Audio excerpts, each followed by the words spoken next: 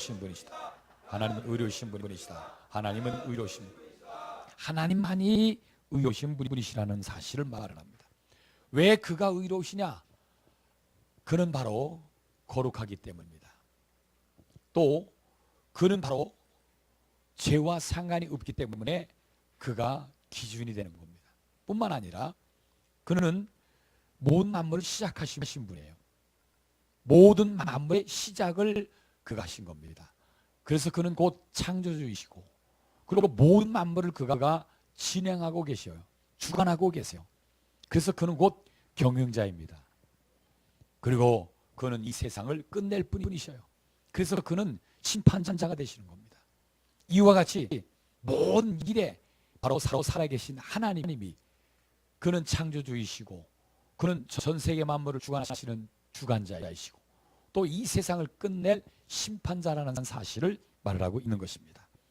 그가 아들을 보내어 인류를 구원하기로 뜻을 세우셨으니 그가 바로 구원자가 되시는 겁니다. 할렐루야. 그리고 만세전에 그가 계획하신 그 계획, 오늘 우리가 본문 말씀에 하늘에서 이루신 뜻이 땅에서도 이루어지이다 하고 이렇게 말씀하신 것처럼, 만세전에 하나님이 세우신 그 뜻이 이 땅에서도 이루어지고, 이 땅에서 이루어진 뜻이 영원히 이어진다는 사실을 우리는 알아야 합니다. 알아야 합니다. 그래서 바로 만세전에 세우신 뜻이 뭐냐? 바로 아버지와 아들이 하나인 것처럼 우리도 아버지 하나님과 하나가 되게 하는 것이 하나님의 뜻입니다. 그런데 하나님은 거룩하신 분이시기 때문에 인류는 아담과 하와의 범죄로 말미암아 죄 가운데 떨어지고, 죄로 인해서 더러워지고, 죄로 인해서 그 영이 죽었기 때문에 이제 거룩하신 하나님, 죄와 상관이 없으신 하나님과 하나가 될 수 없는 겁니다. 여러분, 우리가 왜 죄를 경계해야 되고, 왜 죄를 짓지 않도록 정말 죄와 싸워야 되고, 그리고 우리가 철저하게 하나님의 말씀에 순종하고 복종하는 생활을 해야 되냐면, 아담이 불순종하는 그 순간에 바로 원수 마귀에게 소속이 되는 겁니다. 원수 마귀에게 소속이 되는 순간에 평화롭게 먹고 마시고 수고하지 않고 길쌈수고하지 않아도 먹고 마실 수 있었던 에덴에서 쫓겨나는 삶을 살게 된 거예요. 그때부터는 피땀을 흘려야 되고, 그때부터는 고생을 해야 되고, 그때부터는 바로 남자는 처자식을 먹여 살리는 그 고난이 시작된 겁니다. 그리고 아내는 남편을 섬기는 그 고난이 시작된 겁니다. 남편을 섬기는 것이 고난이라고 말해서 좀 그렇지만, 어쨌든 에덴 동산의 원래 상태는 일하지 않고도 수고하지 않고서도 먹고 살 수 있었어요. 그런데 죄를 범하는 순간에 원수 마귀에게 속하게 되고, 원수 마귀는 사람의 육체를 먹을 수 있는 권세를 하나님께 합법적으로 받고, 또 사람은 흙으로 돌아가라는 바로 하나님의 명령을 받게 됩니다. 이때로부터 고난이 시작됐어요. 그 고난이 시작된 것은 별 문제입니다. 그건 두 번째 문제예요. 왜냐하면 그 모든 고난이라는 것은 이 땅에서 딱 끝나버리기 때문에. 그런데 더 큰 문제는 뭐냐면, 영혼이 지옥에 떨어지게 되면 세세토록 그 아픔과 고통을 당하게 된다는 사실이에요. 그래서 하나님은 우리가 고통 가운데 떨어지지 않도록, 원래 하나님은 평안의 상태요, 영광의 상태입니다. 그렇기 때문에 고난도 아픔도 괴로움도 없는, 죄와 상관이 없는 거룩한 분이시라는 사실을 성경 말하고 있는 거예요. 그래서 아들을 보내셔서 아들의 피를 흘리시고, 아들 예수 이름으로 오셔서 그 이름으로 우리의 죄를 사시고, 그래서 점도 없고 흠도 없고 주름 잡힌 것이나 티가 없는 상태, 따라서 완전한 상태, 완벽한 상태. 하나님이 거룩하시다 할 때 거룩하시다는 말은 흠이 없고 점이 없고 주름 잡힌 것이나 티가 없는 완벽한 상태, 퍼펙트한 상태를 말하는 겁니다. 아들을 보내셔서 그의 피를 흘려 우리를 그런 상태로 만들어 주셨어요. 따라서 예수의 피가 우리의 모든 더러운 죄를 깨끗이 씻어주셨고, 예수의 이름이 우리의 모든 죄를 완전히 사하여 주셨다. 그래요. 우리는 죄를 완전히 사함받았고, 또 예수의 피로 말미암아 죄로 인해서 더러워졌던 우리의 영과 혼과 육체를 깨끗하게 하여 주셔서 우리는 점도 없고 흠도 없고 주름 잡힌 것이나 티가 없는 상태로 만들어 주신 겁니다. 왜? 하나님이 함께 하시려고, 하늘에서 세우신 뜻을 이 땅에서 이루시기 위하여 바로 예수 그리스도를 보내셔서 그렇게 만들어 주신 겁니다. 그런데 바로 자기 아들들이 되게 하시려고 했다고 에베소서 1장 5절에 말씀하신 것처럼 이는 하나님이 함께 하려고 하는 그 목적입니다. 아들이 되게 하시는 것은 함께 하려고 하는 겁니다. 아버지와 아들은 하나라고 요한복음 17장을 통해서 예수께서 말씀하셨어요. 아버지와 내가 하나이듯이 저들도 우리와 하나 되기 원합니다. 하나 되는 것은 함께하는 것을 말하는 겁니다. 사람이 하나님과 함께하려면 점도 없고 흠도 없고 주름 잡힌 것이나 티가 없어야 되는 거예요. 그래서 예수의 피로 말미암아 그리 만들어 주신 것이고 예수의 이름으로 우리의 죄를 사해 주신 겁니다. 이는 영광의 찬송을 하게 하려니라 이렇게 말씀하셨어요. 에베소서 1장 6절에도 12절에도 14절에도 이렇게 말씀하심으로써 바로 하나님은 영광이시라는 것. 따라서 하나님은 영광이시다. 왜 영광이시냐? 흠이 없기 때문에 영광이시다 이거예요. 영광이란 말 자체는 영어로 글로리인데 헬라어로는 독산이라고 말을 합니다. 독산이란 말은 빛이란 얘기예요. 빛이란 얘기는 빛에는 어둠이 없다는 겁니다. 흠이 없고 점이 없고 주름 잡힌 것이나 티가 없는 상태를 말하는 겁니다. 그렇게 완벽하신 하나님이 우리를 만세전에 그와 같은 상태로 만들어서 영원히 함께하기를 원하셨다는 사실을 예수님이 이 땅에 오셔서 우리에게 가르쳐 주신 겁니다.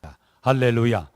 요한복음 14장 1절서부터 보면은 하나님을 믿으니 또 나를 믿으라 하시면서 주님이 하신 말씀, 내가 처소를 예비하러 간다.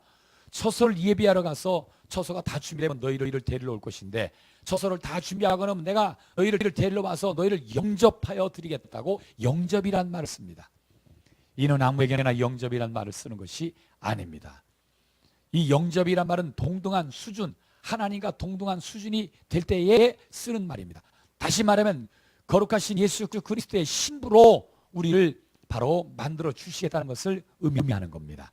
신랑 될 사람이 집을 다 준비해 놓고 그 다음에 신부를 맞아들이듯이, 그래서 결혼 주례할 때 주례사가 앞에서 이제 주례를 설 때 신랑이 먼저 입장을 하고 그 다음에 그 신랑이 주례 선생한테 인사를 하고 뒤돌아섭니다. 왜? 신부를 맞이하기 위하여. 이제 신부의 손을 붙잡고 이제 장인분이 이제 신부를 데리고 이렇게 걸어 들어오면은 이제 신랑은 신부를 영접하라고 주례사가 말을 하면 나가서 90도 각도로 절을 하고, 요즘에 납작 엎드려 절을 하고 그 다음에 신부를 인수받아서 이렇게 오게 되죠. 이것이 바로 영접입니다. 예수님은 우리를 공중에서 그와 같이 영접해 주실 것입니다. 그러나 점도 없고 흠도 없고 주름 잡힌 것이나 티가 없어야 된단 말이에요. 그래서 예수님이 바로 우리를 위해서 그렇게 빌려 주셨고, 또 예수께서 보좌에 앉으셔서 우리가 흠도 없고 점도 없고 주름 잡힌 것이나 티가 없는 이런 상태를 유지한다는 것이 불가능해요. 우리 스스로 불가능해요. 그래서 성령을 보내주신 겁니다. 성령을 보내주셔서 성령의 생각나게 하심과 가르쳐 주심을 통하여 우리가 그 말씀에 순종하고 복종할 때마다 원수 마귀는 아담과 하와를 타락시켰듯이 여러분들과 나를 타락시키고, 여러분들과 나를 아담을 유혹했듯이 여러분들과 나를 유혹하고, 아담을 불순종하게 했듯이 여러분들과 나를 불순종하게 함으로써 아담을 더럽힌 것처럼 나와 여러분들을 더럽히려고 하는 겁니다. 아담과 하와에게 흠과 점과 주름과 티를 만들어 놓은 것처럼 우리에게도 계속해서 그렇게 하고 있는 겁니다. 그래서 우리의 생각과 우리의 마음대로 신앙생활하면 안 되는 겁니다. 성령이 생각나게 하시는 주 예수의 말씀과 주 예수의 가르쳐 주시는 그 말씀을 통해서 바로 내 생각과 내 마음대로 하는 것이 아니라 하나님의 원하시는 대로, 하나님의 말씀대로 신앙생활을 해야 되는 겁니다. 그래서 바로 예수 그리스도 안에서 우리가 성전으로 지어져 간다, 이런 말을 쓰시는 것은 무엇이냐면은 바로 교회들에게 하시는 말씀, 성령이 생각나게 하시고 가르쳐 주시는 교회들을 통해서 하시는 말씀을 통해 우리가 순종하고 복종함으로 계속해서 우리는 그리스도 예수의 바로 신부로 성전으로 지어져 가는 겁니다.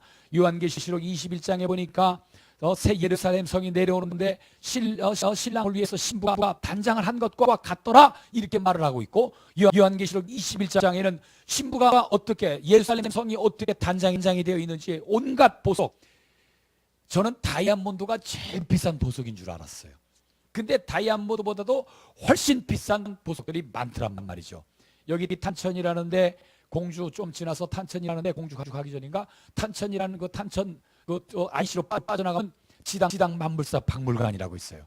거기에는 한 25만 가지 그 볼거리가 있습니다. 전 세계 모든 곤충, 벌레, 짐승들, 또 보석 종류 해가지고 있는데 딱 강대상, 이 소강대상만한 그 판때기에 들어있는 보석 종류가 있어요. 근데 그것은 보험이 들어있고 이렇게 가려져 있어요. 이게 뭐냐니까 성경에 나와 있는 보석이라는 거예요. 근데 왜 이렇게 장가놓고 이렇게 엄중하게 해놨습니까? 그랬더니 이 보석 값이 어마어마하다는 거예요. 그건 뭐 다이아몬드보다 훨씬 비싼 보석들이라는 거예요. 근데 그것이 성경에 바로 요한계시록 21장에 말하고 있는 거예요. 거룩한 신부는 바로 교회를 말하는 겁니다. 성전이라고 그래서 말하고 있고 보물로 단장되고 있다는 사실에 대해서 말을 하고 있어요. 주 예수께서 이 땅에 오셨을 때 너희 보물 하늘에 쌓아 거기는 좀이나 동력이 해하지 못한다 이렇게 말씀하시면서 보물을 하늘에 쌓으라는 겁니다. 저도 처음에 그것을 이해를 못했었어요. 근데 이사야서 61장 10절에 신랑이 왕이 면류관을 쓰고 왕관을 쓰고 신부가 보물로서 몸을 단장함과 같다 이렇게 말을 하고 있습니다. 그래서 저는 이것이 신부로서 몸을 단장시키기 위한 주 예수께서 이 땅에 오셨을 때 신부된 교회들에게 성도들에게 바로 하는 말씀이 네 몸 단장할 것을 바로 이 땅에서 준비하라는 겁니다. 할렐루야, 할렐루야. 인도 사람들 결혼식 할 때 이렇게 제가 참석하게 되었는데 인도 사람들 결혼식 하는 것은 어마어마합니다. 한국 사람들은 결혼하는 것은 그냥 반지 하나 이렇게 서로 주고받는 것으로서 끝나죠. 근데 인도 사람들은 그렇지 않습니다.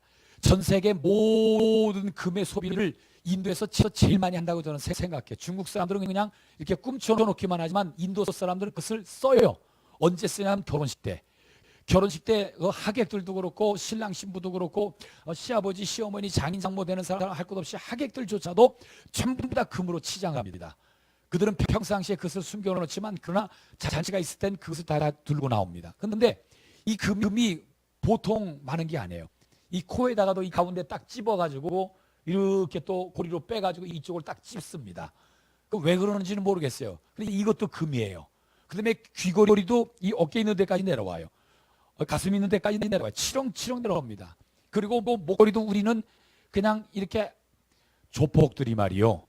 자기가 좀 뭐 세력 있다고 이 금목걸이를 아주 굵직굵직한 것을 합니다. 그거 한 뭐 10돈짜리 막 이렇게 합니다. 근데요, 그런 조폭들도 인도 가면요, 온맥히 기주고 해야 돼요. 왜냐면 부채살 펴는 것 마냥 이 금목걸이를 부채살 펴는 것 마냥 합니다. 그게 보통 뭐 1,500만 원, 2천만 원 그건 아무것도 아니에요. 1억 5천만 원, 뭐 2억 이렇게 되는 그런 것을 두릅니다. 또 이 팔찌를 두르는데 이 팔목에 두르는 이 금팔찌가 보통 4-5개씩 다 양쪽 다 합치면 한 10개 정도를 둘러요. 거기에다 또 발가락마다 전부 다 또 반지를 다 발가락에다 끼고 이 손가락에다가도 또 반지를 다 낍니다. 그걸 보면서 이야 진짜 결혼식이 화려하다. 어마어마하구나. 그 다음에 여자는 또 이렇게 왕관 같은 것을 이렇게 쓰고 남자들도 그렇게 하는데 어마어마합니다. 그 결혼식장에 들어가는 결혼 비용만 해도 어마어마하고 또 일주일 동안 호텔 전체를 다 빌려가지고 그것을 다 해요. 굉장합니다. 우리는 그런 결혼식보다 더 어마어마한 결혼식을 공중에서 하게 될 것입니다. 할렐루야. 정말 제가 그 결혼식을 보면서 이야 정말 화려한 결혼식이구나. 그런데 성경을 보니까 더 화려하다는 사실을 말씀하고 있어요. 할렐루야. 내 보물이 있는 곳에 내 마음이 있다. 그러니까 인도 사람들이 한국에 와서 불법 체류자로 일하는 사람들이 다른 나라 사람들보다도 훨씬 많습니다. 근데 왜 그러냐면 인도 사람들은 자기 누이 동생이나 혹은 자기 누님을 시집을 보내줘야 돼요. 근데 결혼식에 들어가는 비용이 천문학적인 숫자가 들어가니까 이걸 감당할 방법이 없어요. 그래서 대부분 빚을 얻어서 결혼식을 치르고 그 빚을 갚기 위해서 한국에 어떻게 서든지 옵니다. 한국뿐만이 아니에요. 제가 동남아시아 국가 좀 잘 산다고 하는 말레이시아나 싱가포르나 또 이 이집트 같은 경우, 아랍에미리트 같은 경우 이런 데에 가보면 인도 사람들이 전부 다 있습니다. 어느 나라든지 호주에 가도 인도 사람들이 있고 어느 나라 중국 사람 못지않게 인도 사람들이 다 진출해 있어요. 왜? 그들은 그렇게 할 수밖에 없어요. 정말 그들은 누이 동생이나 누님이나 이런 분들을 여자분들을 시집 보낸 그것을 위해서 아주 천문학적인 빚에 빚더미 앉아요. 고등학교 선생님 월급이 5만 원인데 지금도 5만 원인데 그 결혼식에 들어가는 비용은 생각해 보세요. 최소 들어가도 5천만 원 이상이 들어가야 되는데 아무리 가난한 사람들이라 할지라도 보통 3천만 원, 2천만 원, 3천만 원 들어가야 되는데 5만 원 월급 받는 거 가지고 어떻게 그걸 감당합니까? 남자들은 여자들보다 더 받아서 한 10만 원 이렇게 받는다 치더라도 인도는 또 사람을 계속 낳습니다. 그러니까 인건비가 안 올라가요. 중국은 사람을 하나 만났다고 해가지고 인구가 줄어들다 보니까 지금 중국이 예전에 인도하고 비슷했어요. 5만 원 이렇게 받았다면 지금 중국은 35만 원, 40만 원, 45만 원, 50만 원 이렇게 올라가요. 근데 인도는 지금도 제가 2004년도 갈 때 고등학교 선생님 월급이 5만 원인데 근간에 가서 물어보니까 또 5만 원이래요. 그때 물가는 한국하고 똑같아요. 기름값이 한국하고 똑같아요. 그럼 어떻게 사냐고 그러니까 사는 게 아니라는 거예요. 생존하는 것이지. 그냥 목에 겨우 풀칠하는 정도로 산다는 거예요. 그러니 그들은 그 결혼식 한번 하고 난 다음에 평생 이 마음에 그 빚을 갚기 위해서 몸부림을 치는 겁니다. 성경은 내 보물이 있는 곳에 내 마음이 있다 그랬어요. 시민권이 한 대 있다는 사실을 말을 하고 있습니다. 할렐루야. 우리의 처소를 주 예수께서 준비하고 계신다고 말씀을 하고 있어요. 여러분, 우리가 시민권이 하나님의 나라에 있게 됐고 예수의 피로 말미암아 예수 이름으로 말미암아 우리가 구원받고 시민권이 하나님 나라에 있게 됐고 우리 처소를 주님이 준비하고 계신다는 사실을 우리가 안다면 우리도 처소를 준비하는 주님과 같이 우리도 신부로서 신랑 되실 예수 그리스도께 정말 우리가 영접을 받기 위해서 우리도 이 땅에서 신부로서 몸단장을 해야 되는 겁니다. 단장을 해야 되는 겁니다. 할렐루야. 그래서 주님은 그것을 미리 부탁하신 거예요. 내가 처소를 다 준비하고 너희를 데리러 올 텐데 그때 내가 너희를 영접할 텐데 그때에 너희가 점도 없고 흠도 없고 주름 잡힌 것이나 티가 없는 바로 완벽한 모습으로 있어야 된다는 겁니다. 그래서 부지런히 따라서 너의 시간과 물질과 몸을 하나님께 드려라. 성령이 우리들을 주관하셔서 바로 우리를 갖다가 변화시키는데 어떤 사람은 그럴 겁니다. 아이고, 목사님, 그런데 물질을 그렇게 하나님께 드리고 시간 드리고 몸을 들여서 하나님 나라의 보물을 싸가지고 신부로서 내가 준비하는데 근데 이런 모습으로 어떻게 우리가 하나님 나라 가겠습니까? 난 남자인데 어떻게 신부가 되겠습니까? 이렇게 말을 할 겁니다. 자, 빌립보서 3장 21절을 보세요. 빌립보서 3장 21절. 빌립보서 3장 21절 보시겠습니다. 큰 소리로 시작. 그는 만물을 자기에게 복종하게 하실 수 있는 자의 역사로 우리의 낮은 몸을 자기 영광의 몸의 형체와 같이 변하게 하시리라. 할렐루야. 영광의 몸의 형체, 따라서 완벽한 몸, 흠도 없고 점도 없고 주름 잡힌 것이나 티가 없는 완벽한 몸. 말씀이 육신이 되어 오신 것처럼 우리의 영이 바로 육체를 대신하여 썩지 않는 육체. 어차피 고린도전서 15장 50절을 통해서 혈과 육은 하나님의 나라를 유업을 받지 못한다고 했어요. 그렇기 때문에 육체, 지금 우리가 몸담고 있는 이 육체는 언젠가는 다 없어져 버려. 그리고 주 예수 그리스도 공중 재림하셔서 우리를 들려 올리실 때도 우리가 올라가면서 육체는 다 사라져버리고 썩지 않는 육체로 내 영이 영광의 몸으로 변화가 되게 되는 겁니다. 할렐루야. 할렐루야. 그런데 문제는 그렇게 썩지 않는 영광의 몸으로 부활을 하는데 이제 자기 몸을 단장할 보물이 있어야 되는 것을 성경은 말씀을 하고 있는 겁니다. 할렐루야. 예수께서 처소를 준비하는 것만큼 우리는 우리의 자기 영광, 따라서 자기 영광을 위하여 준비가 되어가고 있어야 한다. 예. 그래서 처소를 준비를 다 하시고 난 다음에 이제 주 예수께서 공중 재림하실 텐데 요한계시록 7장 1절에 보면은 하나님께서 바람을 일으키는 천사 넷을 딱 바람을 일으키지 못하도록 하고 있다고 말을 하고 있어요. 이는 말세에 이제 일어날 일이 큰 전쟁이 일어날 것에 대해서 말을 하고 있는 것입니다. 그런데 요한계시록 이 설명을 7장서부터 쭉 설명을 해나가는데 하늘에서 큰 불꽃 같은 것이 떨어질 것에 대해서 말을 하고 있어요. 여러분, 화산이 터지는 것은 땅 속에서 이제 마그마가 올라와가지고 불꽃을 토해내는 겁니다. 근데 요한계시록에서는 하늘에서 불이 떨어질 것에 대해서 말을 하고 있어요. 그러면 하늘에서 불이 떨어지는 게 뭡니까? 지금 미국도 핵폭탄을 엄청나게 많이 준비해놓고 러시아도 준비하고 중국도 준비해놓고 또 파키스탄이나 인도나 북한도 지금 한 66개 정도 핵무기를 이미 준비한 상태고, 일본 같은 경우에는 한 달 안에 2,000개 정도를 만들 수 있는 그런 플루토늄을 다 쌓아놨다고 말을 할 정도예요. 그래서 핵 보유국으로 말을 하고 있고, 한국도 마음만 먹으면 만들 수 있는 기술을 다 가지고 있기 때문에 한국도 핵 준 보유국으로 그렇게 인정하고 있습니다. 이스라엘이 또 핵을 가지고 있는 것이 한 380개 정도 돼요. 프랑스, 영국이 가지고 있는 것, 이것이 미국에 가지고 있는 것만 가지고도 지구를 정확하게 18번 불살라 없애버릴 수 있는 수준이라는 거예요. 하나님께서 천사들을 통해서 전쟁을 일으키지 못하도록 막고 있기 때문에 지금 조마조마 아주 위태위태합니다. 아주 위태위태합니다. 그러나 이제 하나님께서 사람 지으셨음을 더 이상 이대로 두다가는 안 되겠다. 왜? 사람이 너무 악해져. 점점 더 악랄해지고 악해져요.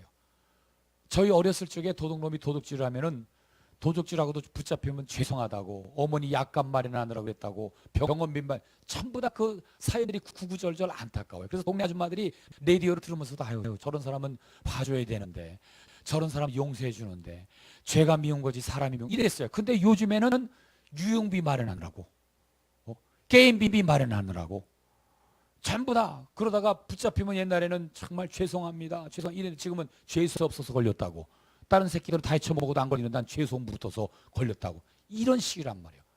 옛날에 훔치러 들어갔다 도둑이야 그러면 도망가기 바빴어요, 도둑놈이. 그런데 요즘 도둑이야 그러면 어디서 소리질러 하고 칼로 찌르지를 않나.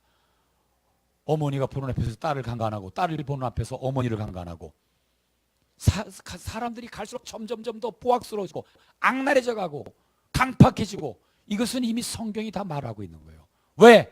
원수 마귀는 자기가 하늘에서 쫓겨나고 하나님께로부터 떨어져 나왔던 것처럼 자기의 때가 얼마 남지 않고 이제 지옥 갈 날이 얼마 남지 않았기 때문에 발악을 하는 겁니다. 아담을 더럽힌 것처럼 나와 여러분들을 더럽히고, 아담을 불순종하게 한 것처럼 나와 여러분들을 불순종하게 하고, 바로 아담이 죄 가운데 사망 가운데 떨어지게 한 것처럼 나와 여러분들을 죄 가운데 사망 가운데 떨어지게 하려고 어떻게 해서든지 여러분들의 생각과 마음과 환경과 부모, 형제, 친척들을 통해서 어떻게 해서든지 여러분들이 하나님의 말씀에 불순종하게 만들고 있다는 사실이에요. 성령은 계속해서 주의 말씀 생각나게 하사 흠도 없고 점도 없고, 원수 마귀가 만들어놓은 흠과 점과 주름과 티를 성령은 매일매일 주의 말씀 생각나게 하심으로 우리가 회개함으로 정말 그것을 빼는 일을 한단 말이에요. 닦아내는 일을 한단 말이에요. 할렐루야, 할렐루야. 정말 우리는 이것을 알아야 됩니다. 그래서 성령이 말할 수 없는 단식으로 우리가 친히 간구해야 될 것을 위해서 간구하시고, 주님도 보좌 우편에서 신부될 교회가, 신부될 지체들이 원수 마귀의 유혹에 너무 쉽게 넘어질 이것을 해서 정말 몸부림을 치며 그가 간구하고 계시고, 우리 영혼 속에 임하신 성령도 정말 우리가 너무 쉽게 넘어져 버리니까 정말 이것에서 몸부림치는 겁니다. 우리의 연약함을 하나님이 아시고 주 예수께서 아시고, 아버지의 영의 도심이 없이는 사람들이 도무지 이길 수 있는 그런 존재가 못되고 연약한 존재이기 때문에 아버지 성령을 보내주시면 안 되겠습니까? 해서 아버지께 허락받아 우리에게 보내주셨다고 말씀하고 있는 겁니다. 우리는 철저하게 그렇기 때문에 성령께 순종하고 성령 충만한 사람이 되어야 합니다. 이제 이 땅에서 이제 전쟁이 시작될 때인데, 전쟁이 시작되게 되면 큰 전쟁에 빠지는데 계시록 8장 7절서부터 13절까지 쭉 말을 하고 있어요.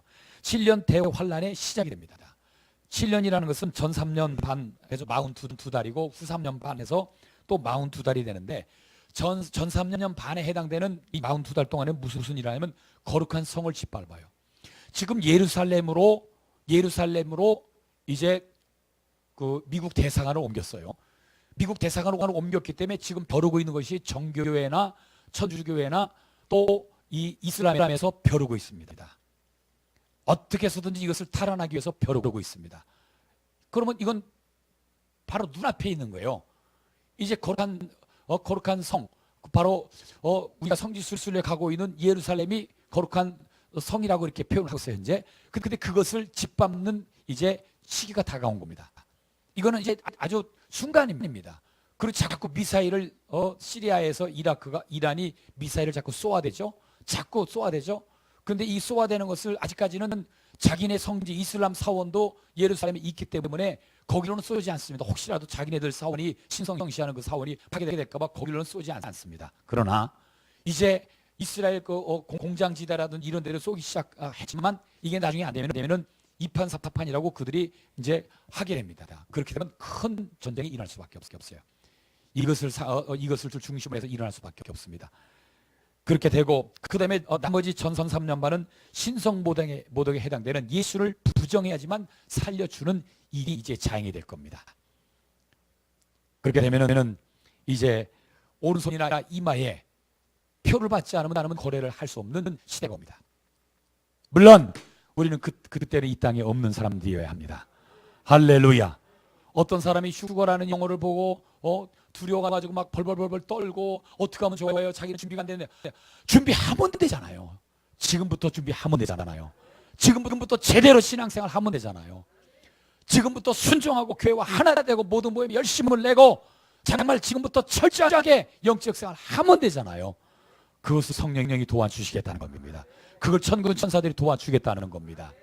그러니까 아담을 더럽힌 것처럼 우리를 더럽혀도 속지 말아야 되고 깨어 있어야 되고 불순종하도록 그렇게 유혹을 해도 정말 속지 말아야 되고 순종해야 되고 정말 하나님을 신뢰하지 못하도록 그렇게 환경과 여건을 조성해도 우리는 정말 성령의 도우심으로 하나님을 끝까지 신뢰해야 합니다. 할렐루야. 어차피 고린도전서 15장 50절에 혈과 육은 하나님의 나라 유업으로 받지 못한다는 겁니다. 육령육표 받는 것은 이마와 오른손에 받는다고 해서 이게 육체에 받는 거예요. 그거보다 더 무서운 것은 영혼에 받는 겁니다. 영혼의 짐승의 표를 받는다면 그는 지옥을 가기 때문에 안 되는 겁니다. 우리는 살아생전에 정말 예수 그리스도를 공중에서 뵈야 합니다. 그때 남아가지고 무서워서 덜덜 떨고 여리저리 숨어 다니는 자가 아니라 이미 그때는 공중에 올라가 주 예수 그리스도를 바로 뵈야 하는 것입니다. 이것을 위해서 모든 역사는 지금 진행이 되어져 나가고 있다는 사실을 우리는 알아야 합니다. 흠도 없고 점도 없는 바로 줄잡힌 것이 없는 어차피 혈과 육은 하나님의 나라를 유업으로 받지 못합니다. 그리고 아까 빌립보서 3장 21절에 말씀하신 것처럼 만물을 자기에게 복종하게 하실 수 있는 자의 역사로 우리의 낮은 몸을 자기 영광의 몸의 형체와 같이 변화시킬 것이다. 할렐루야. 할렐루야. 그래서 우리는 공주 중에서 신랑 되신 예수를 영접해야 되는 겁니다. 우리의 전도는 뭐냐? 우리의 신앙생활은 뭐냐? 바로 성령께서 우리를 점도 없고 흠도 없고 주름 잡힌 것이나 티가 없는 자로 만들어 나간 과정입니다. 신부가 결혼식을 하기 전에 이제 신부 마사지를 한 달 전서부터 돈이 많은 사람들은 한 석 달 전서부터 한다 그러더라고요.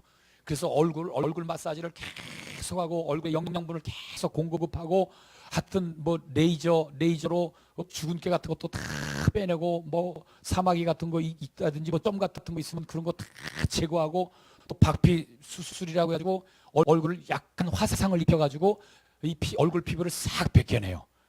내가 그런 사람 봤어요. 인터내셔널 컨퍼런스를 같이 하는 이제 스텝으로 일을 한 그 집사님인데 남자 집사님인데 이분이 얼굴이 까무잡잡해요. 아주 남성답게 생겼어요.